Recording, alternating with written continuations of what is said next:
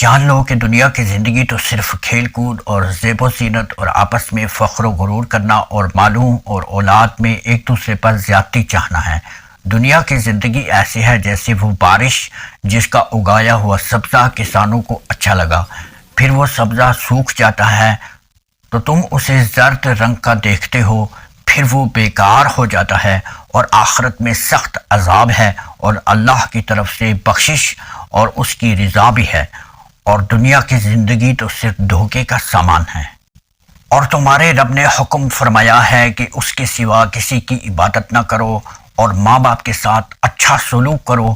اگر تیرے سامنے ان میں سے کوئی ایک یا دونوں بڑھاپے کو پہنچ جائیں تو ان سے اف تک نہ کہنا اور نہ انہیں جھڑکنا اور ان سے خوبصورت انداز میں نرم بات کہنا۔